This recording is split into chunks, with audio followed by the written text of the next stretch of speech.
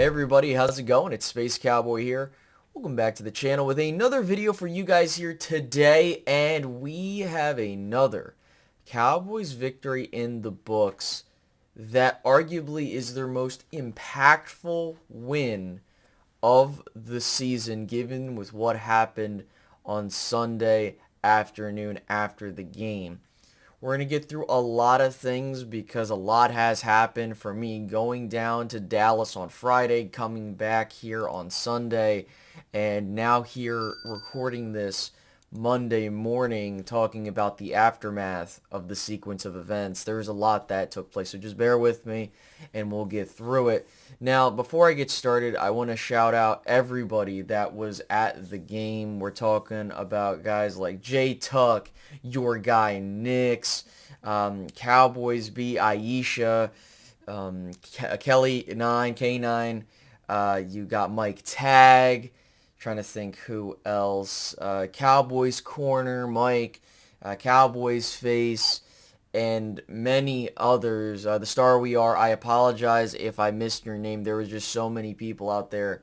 You guys were great. I know some people did notice me as well, and I want to thank you guys for taking the time for welcoming my family as we went down there and making it a once-in-a-lifetime experience, and it definitely was that. From tailgating out at Lot 10 to going to Des Bryant's tailgate, going into the stadium, just getting that full experience, man. It was a wonderful, wonderful time, to say the least. And with that out of the way, the game itself, when it comes to the crowd, it was really 60-40 Cowboys fans, the Lions fans. The Lions fans traveled very well, to say the least, so I commend that to them. But what I love about this Cowboys fan base, especially with what I've been noticing at home for someone being there firsthand, those 60% of Cowboys fans were loud as hell. They stood up when the team was out there on defense. They were quiet when the team was out there on offense. They did a damn good job, and I'm not going to take anything away from them there. But now we got to talk about the game, because we understand how it ended, but we need to talk about the flow of the game, what took place, and how we got to where we got to the end of the game. So to start things off, looking at the stat line, you had Dak Prescott 26 for 38, 345 yards, 2 touchdowns, an interception. He was sacked 3 times. Jared Goff 19 of 34, 271, a touchdown and 2 interceptions, and he was actually sacked the one time by Dorrance Armstrong. You look at the rushing attack, they did rush the ball for 125 yards, but when you really look at it for what it is, they had David Montgomery 14 for 65 and a touchdown. Jahmyr Gibbs 15 for 43 and no touchdowns. They pretty much held the Detroit Lions rushing attack in check, as it was like coming in droves in terms of like how effective it was. In their receiving game, Amon-Ra St. Brown, 6 receptions, 90 yards, and a touchdown. Sam Laporta, 7 receptions, 84 yards, no touchdowns. And Jameson Williams with the big catch with the 63-yarder. But aside from that, he was silent the whole game. Then, you look at the Cowboys receiving game, CeeDee Lamb, man. 13 receptions, breaks the record from Michael Irvin in 1995 for most receptions in a season, but also 227 yards in the 92-yard touchdown catch that he had, which is the second longest in Cowboys history, and the longest touchdown, and even the longest pass this season, which is unbelievable, on 17 targets. I mean, CeeDee Lamb was getting force-fed, especially with what happened last game, and then he broke the record for most yards in a Cowboys season by a receiver. Great job, man. He did a hell of a job keeping the chains moving, being a threat, and that's why I think home field is going to be the home field advantage is going to be critical for Dallas, and I'm going to talk about that once we get to that point. Brandin Cooks, 5 receptions, 60 yards, and a touchdown. Jake Ferguson, 4 for 33. And then when it comes to the defensive side of the ball, you had Jordan Lewis and Donovan Wilson get interceptions, and damn good interceptions at that. And it's just when things come full circle for Donovan Wilson playing very well in this game as we're getting towards the final stretch. And then Jordan Lewis having pretty much the game of his life this season. I mean, shout out to him. And so you look at the rest of how things played out and now the ebbs and flow of the game. This game should not have been close.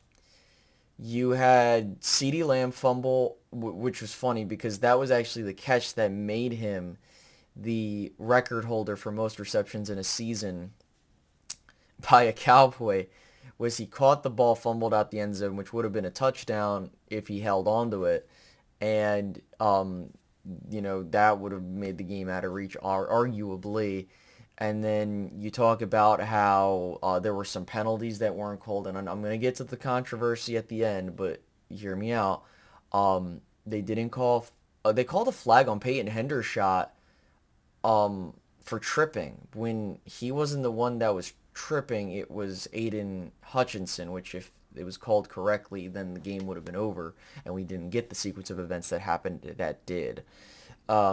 Then on the Dak interception, Aiden Hutchinson, from my vantage point when I was looking at the field, he was offsides. And so I believe Dak thought he had a free play. Now, if Dak Prescott leads, I believe it was Lamb, if he, I think it was a great play by the defender, but the way that there was miscommunication. I feel like if Lamb had started running towards the end zone, that would have been a touchdown, but it is what it is. And then looking at the actual team stats, I mean, the Cowboys were very efficient on third down, to say the least. And, looking at the rushing attempts, they did not have a good rushing night, to say the least. And penalty-wise, the Cowboys only had 5 to Detroit's 6. Both teams had 2 turnovers. And then time of possession was dead even. And I did say in the pregame, like, weird shit always happens in these Detroit Dallas games. So I'm not shocked in the slightest that the game went away. And so now getting to the controversy itself and then talking about what's next for the Cowboys. So they scored a touchdown at the very end with 20-something odd seconds left. And so Detroit decides to go for it. Now the ref on the field announced number 70 as reported as eligible. He didn't announce anybody else. So they run the play, and Taylor Decker catches the ball in the end zone. Now, keep in mind, I thought it was like Sam Laporte. I wasn't really paying attention because of the vantage point I had. I didn't know that it was Taylor Decker until after a little bit. So I was like, damn it, they lost the game. It is what it is. We still got 20 seconds left. Let's see what they can do. They got a couple timeouts, but then about 10 to 15 seconds later, one of the refs on the field threw a flag. Then another flag got thrown. And Goff was pissed. I was like, what's going on? So from what I was told and from what I was explained and looking back at the film on it, basically what happened was that Taylor Decker, according to the referees, did not report. And the way that they did it was meant to try and be deceptive towards the Cowboys because they took a bunch of guys. They went to go try and report to the ref, and the refs even got confused, from what I understand. And yeah, I'm not acknowledging that the refs did a good job. I think they did a pretty shitty job, if I do say so myself, for both sides. But you did have Taylor Decker not be announced as eligible, so he was wide open for a goddamn reason, And then they could have, and if it were me, and again, this is revisionist history, but if it were me, I would have, with Detroit having all that momentum, I would have just gone into overtime and done my thing. But they didn't. They went for it again. Micah was offsides. It was intercepted by Marquise Bell, but we had to do it again. And then Jared Goff has the incompletion that he has. And so, I mean, dude, I don't know what to say other than, based off of how I saw it, Detroit could have, easily gone into overtime and tried to win the game. But I understand. And now the Cowboys, they took care of business again. And unfortunately for Detroit, after review, there was no wrongdoing from what I was advised. And now, after the events of Sunday where the Arizona Cardinals went into Philadelphia as I was landing and drove by the stadium, beat the Eagles and giving the keys to the Cowboys to go into the driver's seat and take control of the NFC East. Now, with where we're at, if Dallas wins in Landover, Maryland, this Sunday at 4:25 Eastern, they will be the NFC East champion. And also the Eagles are playing as well. So if the Eagles lose or the Cowboys win, we will be the NFC East champions. And so with all that out of the way, I think that we're a bit nervous considering how, it's a division rival who has nothing to play for other than spoiler. And we kind of saw how things happened last year with Washington. And I think the vibes are different. I think Dallas takes care of business. And when I say that, I'm not saying they're going to whoop, Washington into oblivion. But take care of business, and then let's move forward. Of course, I understand Tyler Smith was injured. He tore his plantar fasciitis completely, which is better than a partial tear so that it can heal fully. But he most likely won't play this Sunday, but he'll probably be back for the postseason regardless of where we're going. So let's go through the motions and let's just see how this plays out. The Cowboys are 1 win away from finishing 12-5 once again, this time as NFC East champions for the second time in the Mike McCarthy era. So let's just see how things go. And the last time the Cowboys had won the second seed or clinched that spot, they went to the Super Bowl back in 92-93. So it is what it is, guys. I just wanted to get my thoughts out there for the game. Thank you guys so much for the love and support, and I'll see you guys later. Have a good one. Goodbye.